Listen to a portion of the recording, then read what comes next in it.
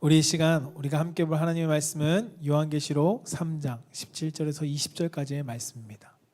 요한계시록 3장 17절에서 20절까지의 말씀입니다.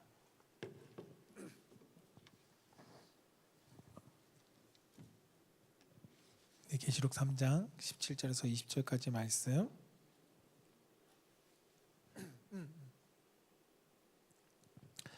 우리 한 절씩 교독하겠습니다. 내가 말하기를 나는 부자라 부유하여 부족한 것이 없다 하나 내 공고한 것과 가련한 것과 가난한 것과 눈먼 것과 벌거벗은 것을 알지 못하는도다. 내가 너를 권하노니 내게서 불로 연단한 금을 사서 보요한하고 흰 옷을 사서 입어 벌거벗은 수치를 보이지 않게 하고 안약을 사서 눈에 발라 보게 하라. 물은 내가 사랑하는 자를 책망하여 징계하노니 그러므로 내가 열심을 내라 회개하라. 볼지어다 내가 문 밖에 서서 두드리노니 누구든지 내 음성을 듣고 문을 열면 내가 그에게로 들어가 그와 더불어 먹고 그는 나와 더불어 먹으리라. 아멘. 오늘 우리가 함께 볼 하나님의 말씀은 요한계시록 3장 17절에서 20절까지의 말씀을 가지고 잘못된 현실에서 회개를 통한 변화라는 말씀의 제목으로 선포되어질 때 정말 우리 사랑하는 성도님들의 삶에 하나님께서 새롭게 하시는 놀라운 은혜가 있기를 축복합니다. 저를 따라서 한번 고백해 봅시다. 하나님 사랑합니다. 하나님 감사합니다. 네, 이것이 우리 삶의 우리의 믿음의 신앙의 고백이 되기를 주님의 이름으로 축복합니다. 여러분 바닷물은 많이 짭니다. 여러분들이 해변가에서 수영을 하시다가 혹시나 마셔보신 분, 고인은 아니지만 어쩔 수 없이 수영하다가 먹어보신 경우들이 있을 겁니다. 그런데 그 짠 바닷물에도 소금의 염도는 고작 3.4%밖에 되지 않습니다. 그렇게 많지 않다는 겁니다. 그러나 3.4%의 그 소금을 가지고도 바닷물은 짜고 그뿐만 아니라 바닷물은 바다의 생물들을 썩지 않게 합니다. 그런데 기독교의 인구는 25%가 된다고 합니다. 특히나 한국 사회에서 25%나 되는 기독교의 인구는 있지만 왜 한국 사회 가운데 왜 더 부패한 것이 많아지고 더 썩어가고 있다라고 왜 이야기할까요? 캠퍼스를 뒤흔들었던 한국의 사회를 한번 보십시오. 그들이 학생 운동하는 사람들을 보면 실질적인 인구는 1%밖에 되지 않습니다. 그러나 그 학생들에 의해서 캠퍼스에 놀라운 변화가 일어납니다. 로마 기독교의 인구를 보면, 기독교 역사를 보면 그들이 국교화되기 전에 그리스도인들은 9%밖에 되지 않았습니다. 그러나 9%밖에 되지 않는 그 그리스도인들로 인해서 로마는 얼마나 멋지게 변화되었습니까? 심지어 황제까지도 자기를 신이라 하지 말고 저들이 믿는 신을 신이라고 하라고 말하면서 기독교를 국교로 만들기까지 했습니다. 그런데 한국에 그리고 세계에 25% 이상의 그리스도인들이 있다고 하는 이 사회 속에 왜 변화가 없을까요? 분명히 기독교 인구들이 많은데 적지 않은데 소금이 마치 맛을 잃은 것처럼 기회에 밟힌다고 말씀하신 그 말씀이 떠오르는 것처럼 이 세상 가운데 그리스도인들이 인구수는 많지만 그러나 그 삶 가운데 밟히는 소금과 같이 그 영향력을 미치지 못하고 있다는 것이 현실이라는 것입니다. 우리는 그것을 반성하는 말씀으로 오늘 말씀을 보아야 할 것입니다. 오늘 본문 말씀은 라오디게아 교회 가운데 하신 말씀입니다. 이 라오디게아 교회는 7교회 가운데 4대 교회와 함께 칭찬을 받지 못한 책망만 받은 교회 중에 한 교회입니다. 그들을 향한 책망은 오늘 본문 말씀에서도 등장합니다. 본문 말씀 앞에 15절 말씀에서도 등장하는데요. 우리가 너무 잘 아는 말씀인데요. 요한계시록 3장 15절에 같이 한번 읽어볼까요? 시작. 내가 내 행위를 아노니 내가 차지도 아니하고 뜨겁지도 아니하도다. 내가 차든지 뜨겁든지 하기를 원하노라. 아멘. 여러분 뜨겁든지 차든지 하라고 하나님께서 책망하십니다. 이 라오디게아 교회는 당시 좀 배경을 설명드리면 상업이 발달하던 도시였습니다. 그러다 보니까 경제적으로 상당히 부유한 도시였습니다. 유명한 온천도 있었고 그로 인해서 관광객도 많았고 그리고 병을 고치고자 병자들도 많은 온천을 찾았던 곳이 바로 이 라오디게아입니다. 그들은 풍성한 축복 속에 그리고 그들의 부유함 속에 그들은 부족함 없이 있었습니다. 그들에게 풍성한 삶은 하나님의 주신 축복일 것입니다. 그런데 이 풍성함이 때로는 어떤 사람에게는 재앙이 될 수 있다는 것을 우리는 깨달아야 합니다. 그래서 우리는 잘 관리해야 되죠. 부유함을 잘 관리해야 합니다. 하나님께서 주신 풍성함을 잘 관리해야 합니다. 이 라오디게아 교회 가운데 풍부함이 평안함이 바로 그들 가운데 큰 은혜였는 반면에 때로는 이것으로 인해서 그들의 신앙이 모호해지는 모습을 성경은 우리 가운데 알려주고 있습니다. 마치 지금 유럽 교회와 별반 다를 것 없는 모습을 성경은 다 드러내고 있습니다. 분명히 우리보다 훨씬 더 복음을 접했고 그리고 복음으로 인해서 그들은 번영을 누렸습니다. 그 번영을 누렸던 유럽 교회들 한번 보십시오. 기독교의 역사와 전통을 자랑합니다. 종교개혁지의 발상이었던 독일과 스위스 그리고 영국 이런 나라들을 보시면 그 도시의 옛 모습들은 정말 부흥의 열정이 있었던 그 도시들입니다. 그곳에 가면 웅장한 건물들도 있고요. 기독교 역사에 길이 남을 모습들도 많이 있습니다. 그런데 오늘날 유럽교회는 어떤가요? 그 열심의 뜨거움은 찾아볼 수 없는 곳이 더 많습니다. 교회는 텅텅 비었고요. 그다음에 심지어 교회는 유지하기가 어려워서 술집으로 넘어가서 외형은 교회의 모습이지만 그 네온사인이 휘황찬란하게 비치고 있고 어떤 교회는 회교도들에 의해서 그곳이 다른 신을 섬기는 신전이 되어 있습니다. 현대의 삶의 풍부함 속에 그들을 풍족함 속에 살아가다 보니 오히려 그 평안함 속에서 그들은 정작 잃어버린 것이 있다는 것입니다. 그들은 신앙의 함정에 빠져버리고 말았습니다. 오늘날 유럽 교회들이 서구 교회들이 기독교가 모두 그렇게 변해버린 것입니다. 그 중에 명맥을 유지하고 부흥하는 곳도 있죠. 근데 전반적으로 유럽 교회들이 그렇게 쇠퇴해 버렸습니다. 그 이유가 무엇일까요? 어쩌면 그들의 삶 가운데 풍부함이 그 부유함이 그것을 잘못 관리한 결과가 그들의 기독교의 신앙의 함정 속에 빠져버리는 쇠퇴의 길을 걷지 않았을까라고 봅니다. 왜냐하면 오늘 말씀이 그것을 이야기하고 있기 때문입니다. 오히려 유럽 교회 가운데 박해가 있었고 그들 가운데 핍박이 있었던 그 시대 속에는 믿음이 더욱더 번쩍번쩍 빛났습니다. 그 신앙을 지키기 위한 몸부림이 있었습니다. 그러나 국교화되어지고 그들 삶 가운데 부요해지면서 개발되어지고 그들의 삶이 풍부해지면서 그들의 삶의 느슨함이 오히려 신앙의 미지근한 모습으로 모호해진 신앙으로 바뀌어 버렸다는 겁니다.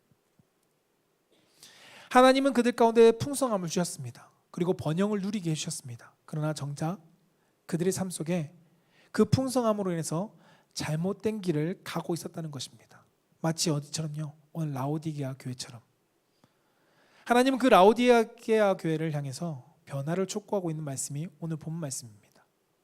16절은 이렇게 말씀하죠. 같이 한번 읽어볼까요? 16절 시작.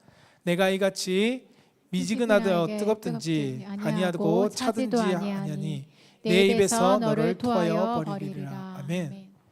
내가 이같이 미지근하여서 너희들이 뜨겁든지 차든지 해야 되는데 그렇지 못해서 내가 입에 머물고 있기도 싫다. 토해버리겠다라고 성경은 말씀합니다. 신앙의 냉철함, 차가움이 있든지 아니면 열정적으로 뜨겁든지 해야 되는데 그렇지 못한 라오디게아 교회를 향해서 예수님께서 토해버리겠다라고 책망하고 계신 것입니다. 여러분, 기독교는 적당주의나 중립적인 태도가 있을 수 없습니다. 우리 그리스도인들의 신앙생활은 결코 적당이라는 것을 할 수 없다는 겁니다. 성경은 우리에게 적당히 신앙생활하라고 말하지 않고 있기 때문입니다. 오히려 적당히 신앙생활하면서 미지근한 신앙생활은 오늘 말씀처럼 토해버린다라고 성경은 말씀합니다. 이것을 보면 우리의 미지근한 신앙, 적당히 하는 신앙생활이 얼마나 위험할까요? 그것을 성경은 보여주고 있습니다. 사탄은 우리에게 회유합니다. 남편을 통해서 적당히 신앙생활해. 주위의 사람들 통해서 너 적당히 신앙생활해. 그 적당히의 신앙생활이 얼마나 위험한지를 오늘 성경은 우리 가운데 말씀하고 있다는 겁니다. 이 라오디게아 교회 가운데 교인들은 자신 스스로를 부하게 여겼습니다. 요한계시록 3장 17절 말씀에는 이렇게 말씀합니다. 같이 한번 읽어볼까요? 시작. 내가 말하기를 나는 부자라 부유하여 부족한 것이 없다 하나 내 공고한 것과 가련한 것과 가난한 것과 눈먼 것과 벌거벗은 것을 알지 못하노라. 네, 뒤에는 제외하고 앞절에 뭐라고요? 너희들 스스로가 내가 말하기를 나는 부자다. 부족한 것이 없다. 그들이 물질적으로 부유했다는 것입니다. 그들은 자신의 삶에 만족하고 있었습니다.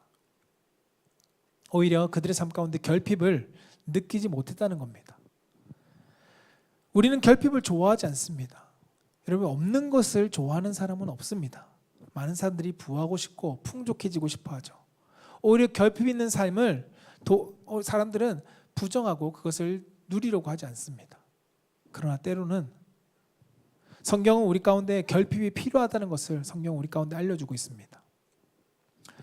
주님은 우리 삶에 만족하는 라오디게아 교회를 향해서 책망하십니다. 분명히 물질은 풍조했겠죠. 그들의 삶은 편안했을 것입니다.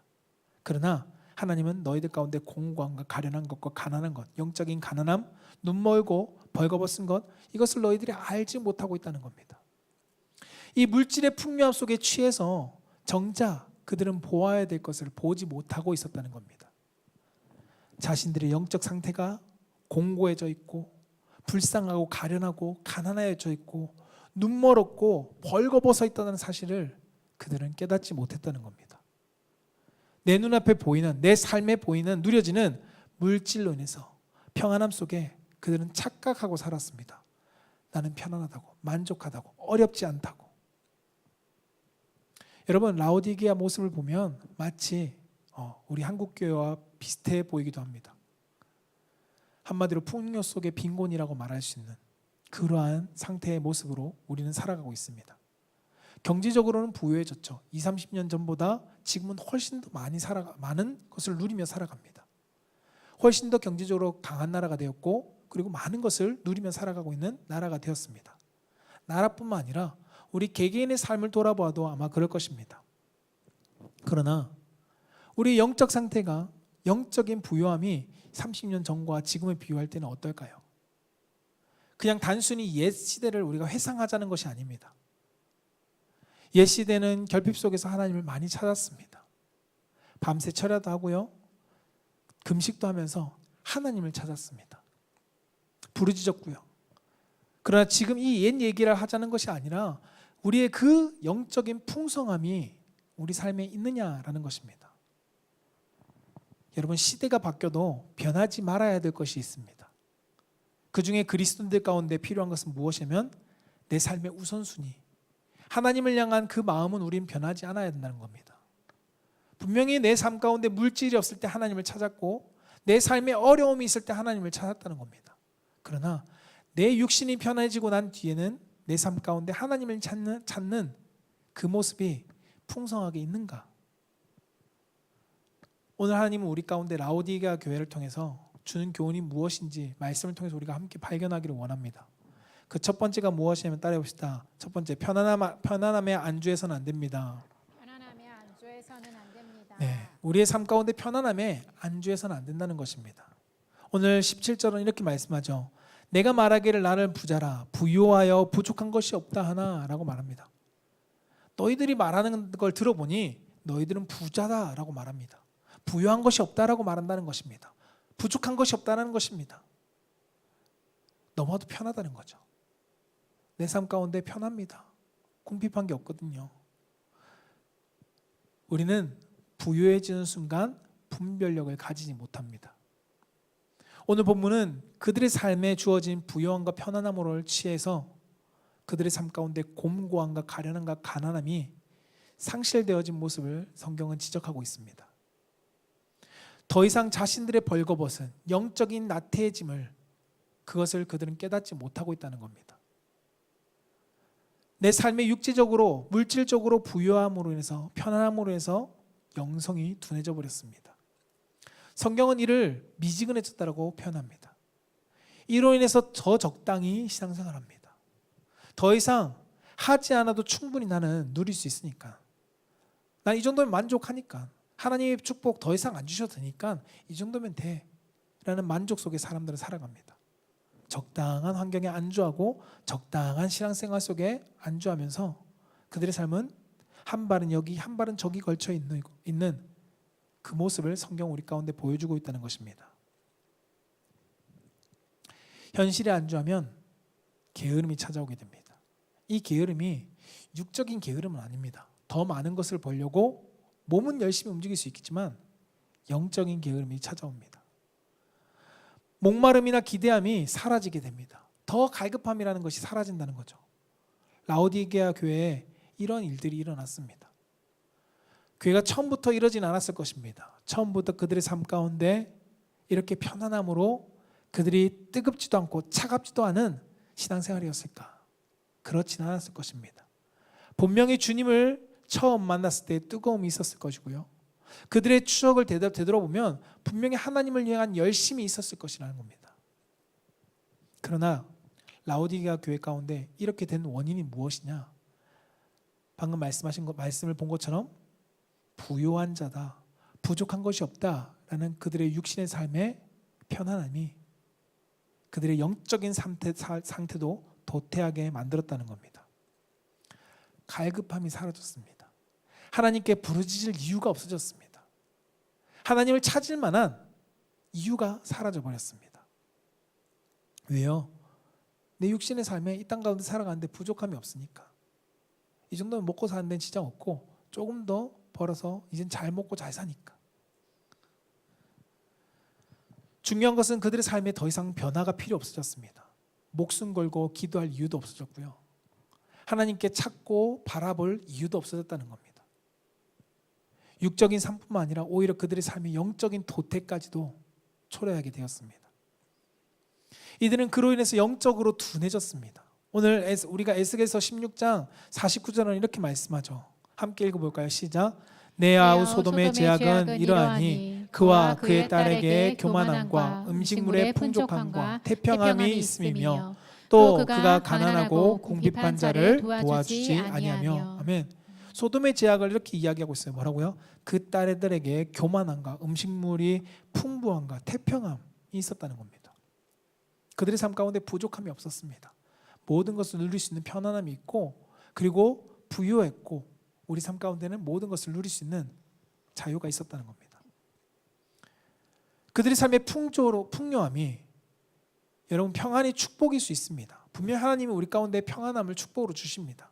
그러나 그것이 자칫 우리 삶 가운데 재앙이 될 수 있다는 것을 성경은 우리 가운데 알려주고 있습니다. 그렇게 우리는 하나님의 축복 속에서 영적으로 깨어 있어야 합니다. 책 중에 바빠서 기도합니다라고 하는 책이 있는데요. 여러분, 우리는 더욱더 분주하고 더욱더 바빠질 때, 내 삶 가운데 더욱더 부요할 때일수록 하나님을 찾는 사람이 되어야 합니다. 영적으로 예민한 사람이 되어야 하고요. 작은 변화에도 금방 느낄 수 있는 영적인 냉철함이 있어야 된다는 겁니다. 그러나 우리의 삶이 편해지고 하나님과 멀어질수록 점점 우리의 영적인 둔함이 더욱더 깊어지고 커지는 모습을 우리는 발견하게 됩니다. 여러분, 둔감하면 웬만한 것을 느끼지 못합니다. 내가 죽어가고 있는지도 모릅니다. 개구리에게 둔함이 실험할 때, 미지근한 미온수에서 실험할 때 천천히 뜨거워질 때 그의 몸이 둔해지면서 자기가 죽어가는 걸 모르는 것처럼, 편안함 속에 그는 죽어가고 있는 것을 깨닫지 못하는 것처럼 마치 우리의 모습이 그렇다는 겁니다. 분명히 육신의 삶은 어렵지 않습니다. 편안합니다. 그러나 우리의 영적인 삶이 죽어간다는 것을 성경 우리 가운데 말씀합니다. 라오디게아 교회는 영적으로 보면 이러한 경각심이 없었습니다. 그 교회의 상황 속에 경각심을 느끼고 있는 것도 찾아볼 수 없습니다. 여러분, 하나님 왜 라오디게아 교회를 우리 가운데 알게 하실까요? 여러분들의 혹시 현재의 삶에 만족하십니까? 10년 전의 삶보다 현재의 삶이 혹시나 살기 좋아지신 분이 많이 계시지 않습니까? 분명 좋아졌을 겁니다. 10년 전에는 진짜 힘들었는데 지금 먹고 살만해졌다. 라고 말하시는 분이 많을 겁니다. 그런데 중요한 건 그것이 축복이지만 그 상황에서 나의 영적 상태는 어떤지 우리는 점검해 보아야 합니다. 나의 하나님과의 관계는 어떠한가? 간신히 그 끝만 유지하고 있는가? 아니면 10년 전보다 더 깊어져 있는가? 육신의 삶이 편해졌다고 해서 영적인 삶도 편해지려고 나는 안주하고 있진 않는가? 그때는 하나님 앞에 없으니까, 하나님밖에 없었으니까 하나님 앞에 목숨 걸고 처리하고 기도하고 잠자고 그랬는데 이젠 내 삶 가운데 먹고 살만하니까 하나님 이 정도면 평안한 것 같아요. 하나님 가끔 올게요 라고 말하고 있진 않는지, 내 현실의 삶에 안주하고 싶어하고 있진 않는지. 여러분, 현실에 안주하는 그 순간 우리의 영적 상태는 미지근해진다는 것을 우리는 기억해야 합니다. 하나님은 우리 영적 상황을 알고 계십니다. 그렇다면 우리는 어떻게 해야 될까? 그것이 두 번째인데요. 따라해 봅시다. 변화를 위해 발버둥 쳐야 합니다. 네, 변화를 위해 발버둥 쳐야 된다는 겁니다.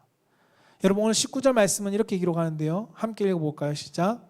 무릇 내가 사랑하는 자를 책망하여 징계하노니 그러므로 내가 열심을 내라. 아멘. 회개하라. 뭐라고요? 회개하라는 뒷부분 이제 다음 3절로 가고요. 무릇 내가 사랑하는 자를 책망하여 징계하노니 그러므로 내가 열심을 내라는 겁니다.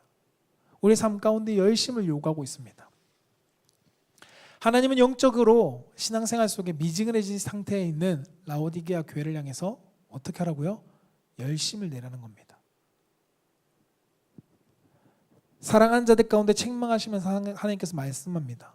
그들 가운데 뜨거워져라는 겁니다. 열심을 내라는 겁니다. 뜨겁지도 않고 차지도 않은 너희들의 삶에 뜨거워짐이 있으라는 겁니다. 회복하라고 성경은 우리 가운데 말씀합니다. 이 권면은 믿음이 없는 이방인들에게 했던 것이 아닙니다. 잘 믿고 있다고 얘기했던 7교회 중에 한 교회, 그들을 향해서 하나님께서 책망하며 권면하는 내용이 열심을 내라는 겁니다. 하나님을 사랑한다고 이야기하고 있던 그들을 향해서 뭐라고 책망하시냐면 너희들 열심을 내라 라는 것입니다. 여러분, 꼭 징계가 하나님께서 부러뜨리고 뺏어내고 이것만이 징계는 아닙니다. 하나님 말씀을 통해서 우리를 책망하고 징계하시기도 합니다. 우리 말씀을 통해서 하나님 깨닫게 하시고 우리에게 책망하시고 그것을 듣고 읽고 우리가 믿음으로 반응하는 것을 우리 여기에 요구하고 계십니다. 그래서 우리가 말씀을 들을 때 찔림이라는 것이 있죠. 찔림을 통해서 우리에게 깨닫게 하십니다. 그게 징계입니다. 하나님께서 이렇게 우리에게 책망하시고 징계하실 때 우린 변화를 위해서 열심을 낼 수 있어야 한다는 겁니다. 여러분, 어떻게 변화돼야 될까? 어떻게 변화를 위해서 열심을 내야 될까? 로마서 12장 11절은 우리 가운데 이렇게 가르쳐 줍니다. 함께 읽어보겠습니다. 시작. 부지런하여 게으르지 말고 열심을 품고 주를 섬기라. 아멘. 어떻게 하라고요? 부지런하여 게으르지 말고 영적인 도태 가운데 빠지지 말고 열심을 품으라. 누구를 향해서요? 주를 섬기는 일에 있어서. 하나님을 섬기는 일에 열심을 내라는 겁니다. 부지런해라는 겁니다. 바울은 주님을 섬기는 일에 열심을 냈습니다. 그는 돈을 벌기 위해서, 평안한 삶을 위해서 열심을 내지 않았습니다. 그는 무엇을요? 주를 위해서 열심을 낸 사람입니다. 바울이니까 그렇죠? 아니요. 하나님은 우리 모두에게 그러한 열심을 요구하고 있습니다. 은혜 받은 사람의 특징이 무엇일까요? 열심입니다. 여러분들의 삶을 한번 돌아보십시오. 내 삶 가운데 은혜 받았을 때 어땠나요? 하나님을 향한 열심이 있었습니다. 저는 여기서 말하는 열심을 여러분들이 교회에 봉사하기 위한 열심을 요구하는 것이 아닙니다. 하나님을 향한 열심이 있었다는 겁니다. 교회에 봉사하기 위해서는 청소하고 이런 거 하겠죠. 식당 봉사하고. 그런데 하나님을 위한 열심은 내가 나가서 복음도 전하고 내 예수 그리스도 자랑하고 이러한 열심들이 있었을 것입니다. 은혜 받은 사람의 특징입니다. 하지 말라고 해도 하나님의 복음을 자랑하고 싶고 하나님을 위해서 열심을 냅니다. 그냥 섬기는 게 아닙니다. 열심을 품고 섬깁니다. 누구를 향한 섬김과 사랑도 봉사도 열심을 가지고 합니다. 안 하면 안 되니까 내가 집사니까 해야지 이 정도가 아니라 열심을 내고 한다는 겁니다. 이것이 단순한 일에 대한 제한을 두는 것이 아닙니다. 성경을 보면 하나님을 향한 은혜 받은 자의 열심과 반대로 하나님의 은혜가 상실되어져 버린 사람은 게을러지고 도태되고 그리고 점점점 하나님과 멀어지는 것을 우리는 보게 됩니다. 성경의 게으른 것에 대해서 책망하시는데요. 마태복음 25장 26절에 이렇게 말씀합니다. 같이 한번 읽어봅시다. 시작. 마태복음 25장 26절입니다. 제가 읽어드릴게요. 그 주인이 대답하여 이르되 악하고 게으른 종아, 나는 심지 않은 데서 거두고 해치지 않은 데서 모으는 줄로 내가 알았느냐. 아멘. 이 비유는 달란트에 대한 비유 속에 나오는 말씀입니다. 한 달란트 받은 자에게, 종에게 이제 결산할 때 주인이 결산할 것을 들고 오라니까 주인에게 묻어놓았던 것을 주면서 주인님은 심지 않은 데서 거두는 분입니다 라고 이야기하면서 드렸을 때 그 종을 향해서 주인이 한 얘기가 이겁니다. 악하고 게으른 종아, 노력하지 않았습니다. 열심을 내지 않았습니다. 주인은 종에게 너가 한 달란트를 가지고 10달란트를 만들라고 하지 않았습니다. 맡겨진 일에 순종을 요구하셨죠. 그런데 그 일을 하지 않습니다. 왜요? 주인의 집에서 먹고 사는데 지장이 없었거든요. 누리면서 살아갈 수 있었거든요. 굳이 내가 이 일을 하지 않아도 주인의 집에 있는 것을 누릴 수 있었던 그 편안함에 취해서 그는 열심을 내지 않았습니다. 그래서 악하고 게으른 종이라고 책망받습니다. 여러분, 우리는 바른 것을 향해서 열심을 내는 것이 있어야 합니다. 그 바른 것이 무엇일까요? 하나님을 향한 열심입니다. 때때로 우리가 열심을 내다 보면 잘못된 열심을 가질 수도 있습니다. 그리고 잘못된 일을 위해서 열심히 하기도 합니다. 문제를 일으키기도 하겠죠. 그러나 중요한 것은 잘하고 못하고보다 더 중요한 것은 무엇이냐면 열심을 내고 있느냐, 열심을 내지 않느냐가 너무나도 중요하다는 겁니다. 우리의 삶 가운데 도태됐다는 것은 열심이 사라집니다. 여러분, 열심이 사라진 삶에는 변화가 없습니다. 신앙의 열심을 가지고 때로는 내가 열심히 내다 보니까 때로는 실수할 수도 있죠. 그것은 하나님께서 책망하지 않으십니다. 중요한 건 열심을 내지 않고 내 삶 가운데 도태되어져 있는, 머물러 있는 그 삶을 한 달란트 가진 자에게 책망하셨다는 겁니다. 개인의 신앙을 보면 주일에 겨우 일주일에 한 번 나오는 사람, 주중에 그 사람과 주중에 두세 번을 나오며 하나님 앞에 기도하고자 나오는 그 신앙생활은 차이가 날 수밖에 없습니다. 여러분, 신앙이 아주 좋았던 사람도 출장을 가거나 어쩔 수 없이 예배 드릴 수 없는 상황 속에 한 2달 교회를 빠지잖아요. 예배 생활을 빠지면 신앙이 바닥을 치게 됩니다. 어쩔 수 없는 것입니다. 목사도 그렇거든요. 목사도 예배를 한두 달 드리지 않는 상황이 되어버리면 버텨낼 힘이 없습니다. 라오디게아 교회 신앙이 열심히 사라지고 미지근해진 그들의 삶에는 하나님과의 영적 관계가 무너져 버렸습니다. 여러분, 세균이 언제 가장 잘 번식할까요? 뜨겁거나 차가울 때 번식하지 않습니다. 미지근할 때 세균이 가장 잘 번식합니다. 이와 마찬가지로 죄도 신앙의 미지근한 신앙생활 속에 사탄의 유혹 가운데 가장 잘 빠집니다. 미지근한 나의 삶의 영적 상태 속에 가장 공격을 많이 받습니다. 사단은 그래서 우리 보고 적당히 하라고 합니다. 적당한 신앙생활, 적당한 열심. 교회 한 번만 나가면 되잖아. 너의 기도생활 그냥 밥 먹을 때 식사 기도 정도면 되잖아.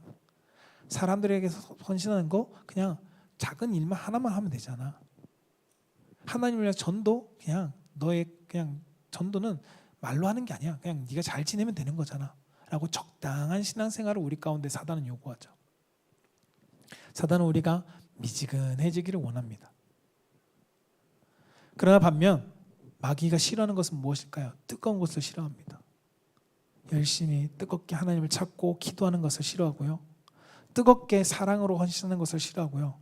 뜨겁게 다른 사람들을 사랑으로 섬기고 봉사하는 것을 싫어합니다. 뜨겁게 예배하는 것을 싫어하죠. 하나님을 향한 열심을 사단은 싫어합니다. 그렇기 때문에 우리는 하나님을 향한 열심을 회복해야 합니다. 하나님을 향한 뜨거움을 우리는 회복해야 한다는 겁니다. 여러분, 결핍 속에서 열심이 아니라 하나님의 모든 것을 빼앗아서 없는 상황 속에서 열심을 가지는 것이 아니라 우리 가운데 주신 은혜 속에 하나님을 향한 더 열심을 낼 수 있는 성도가 되기를 축복합니다. 세 번째 우리가 회복해야 될 것은 따라합시다. 회개함으로 회복되어야 합니다. 네, 오늘 요한계시록 3장 19절 20절 후반부부터 20절 말씀을 보면 이렇게 말씀합니다. 회개하라 20절 볼지어다 내가 문 밖에 서서 두드리노니 누구든지 내 음성을 듣고 문을 열면 내가 그에게로 들어가 그와 더불어 먹고 그는 나와 더불어 먹으리라. 우리는 20절 말씀만 기억하죠. 주님이 우리를 두드리고 우리와 함께 하기를 원하신다. 그러나 전제 조건이 있습니다. 무엇 하라고요? 회개하라는 겁니다. 회개할 때 하나님과의 나의 관계가 회복된다는 겁니다. 주님은 라오디게아 교회 가운데 열심을 내라고 말씀하시면서 뭐 하라고요? 회개하라는 겁니다. 너의 열심을 회복해라. 근데 무엇보다도 회개가 먼저 돼야 된다. 무엇을 향한 열심을 내야 될까요? 하나님과 회복하기 위한 회개에 대한 열심이 가장 먼저 되어야 합니다. 회개함으로써 우리는 돌이킬 수 있어야 합니다. 내가 지금까지 하나님 없이 살았던, 하나님이 주신 축복들이 내 삶에 어느 순간 우상이 되어버렸던 그 모든 것, 내 삶 가운데 편안함이 내 삶의 가장 첫 번째 목적이 되어버렸던 것, 그 모든 것을 회개하는 삶이 필요하다는 겁니다. 주님과의 회복을 위해서 우리는 열심히 회개할 수 있어야 합니다. 회개는 하나님과의 관계 회복을 위한 통로입니다. 여러분, 회개는 아무나 할 수 있는 것이 아닙니다. 하나님의 백성들과 하나님의 자녀들과 하나님의 성도들에게 주신 특권입니다. 그러나 회개는 자신을 정확하게 보지 못하면 할 수 없습니다. 나를 정확하게 판단하고 알 때 회개할 수 있습니다. 자신의 모습을 제대로 보는 것은 결코 쉽지 않습니다. 그래서 은혜가 필요하죠. 하나님 저에게 깨달을 수 있는 은혜를 주세요. 나의 영적 상태를 점검할 수 있는 은혜를 주세요. 사울왕도 자신의 영적 상태를 몰랐습니다. 나는 잘하고 있다고 생각했죠. 많은 신앙인들이, 많은 그리스도인들이 이 오류에 빠져 있습니다. 나는 잘하고 있어. 나는 잘하고 있어. 자신의 문제를 보지 못하니까 회개할 기회도 상실해버립니다. 사단은 우리의 눈과 귀를 가립니다. 그러나 하나님의 은혜가 임할 때 가장 먼저 일어나는 반응은 회개입니다.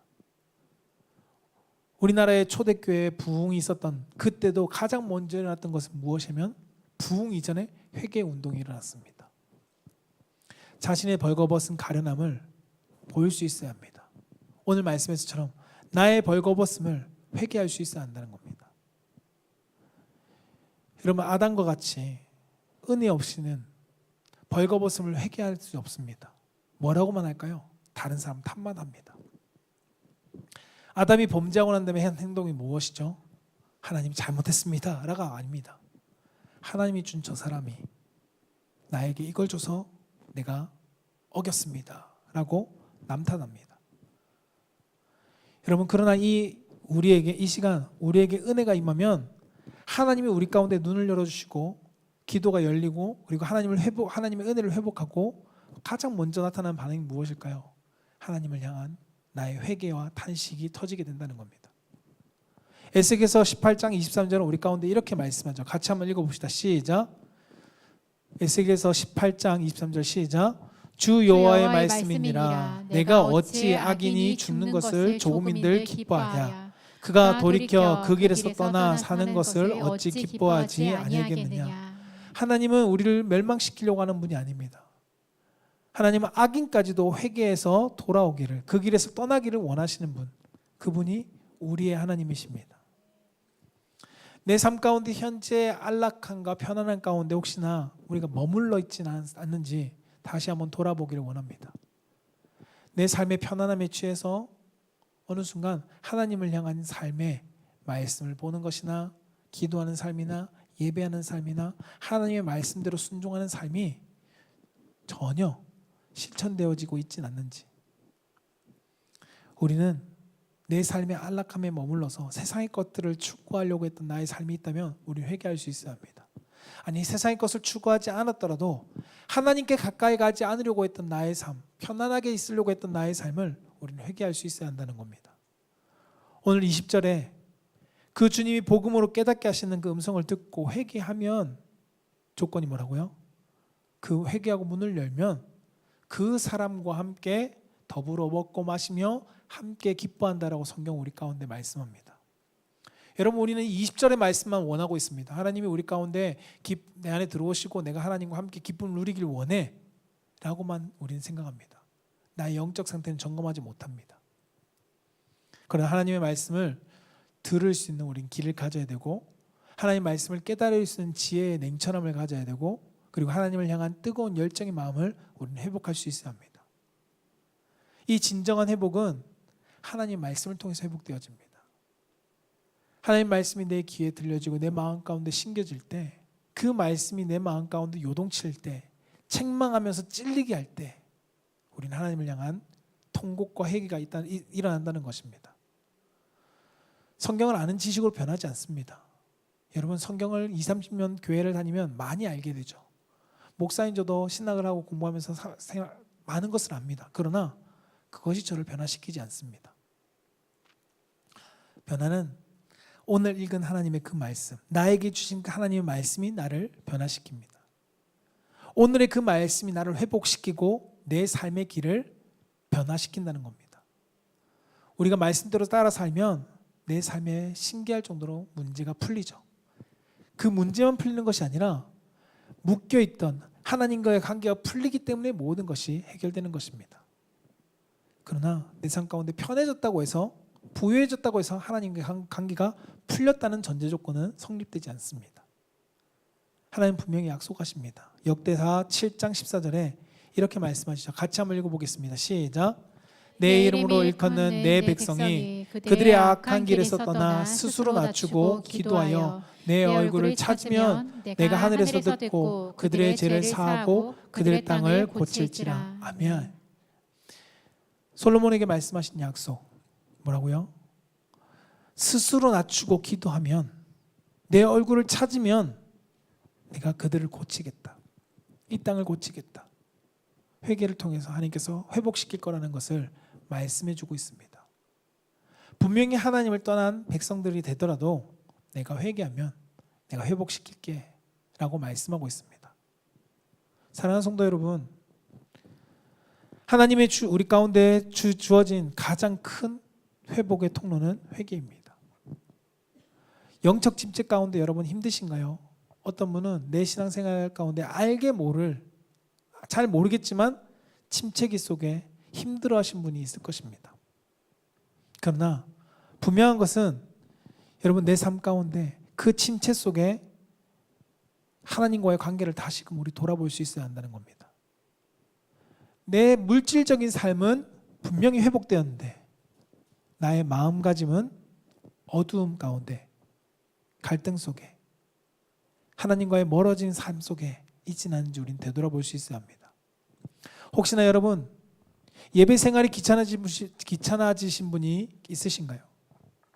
하나님은 우리에게 그 예배 생활이 귀찮아지고 불편해진 관계 속에 하나님과의 관계를 회복하도록 회개하라고 요구하고 계십니다. 사랑하는 성도 여러분, 하나님보다 다른 것이 우선이 되었다면 우리는 돌아설 수 있어야 합니다.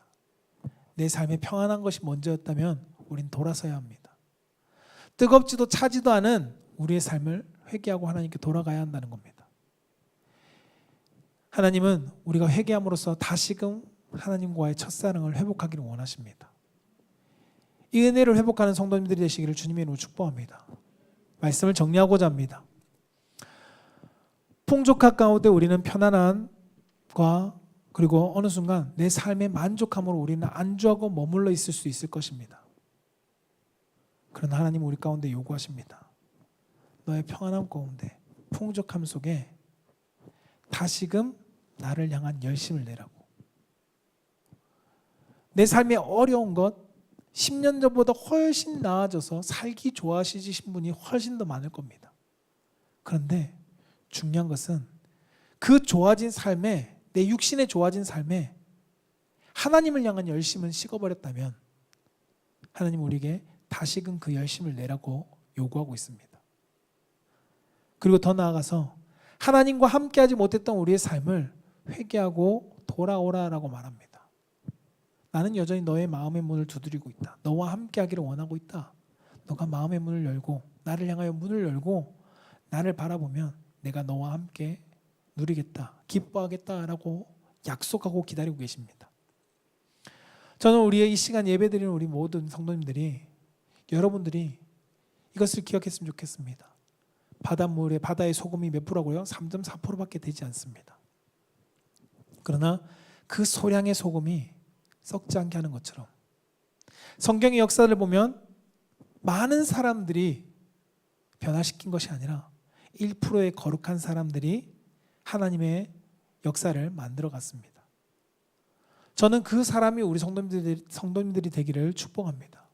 하나님과의 거룩한 관계 속에 회복되어져서 뜨거움으로, 그리고 때로는 냉철함으로 하나님의 믿음의 말씀에 반응하고, 그 반응하는 삶을 통해서 여러분들의 삶이 변화되어지면, 하나님과의 관계가 회복되어지면 여러분의 가정은 변화될 것이고요, 그 변화되어진 가정뿐만 아니라 여러분 교회가 변화될 거고, 더 나아가 지역이 변화되고, 더 나아가 이 민족이 변화될 것입니다. 저 우리 사랑하는 성도님들이 나를 통하여, 나의 삶 가운데 하나님께서 회개와 변화된 삶을 통하여 놀라운 역사를 만들어가는 은혜를 경험하는 성도가 되기를 주님의 이름으로 축복합니다.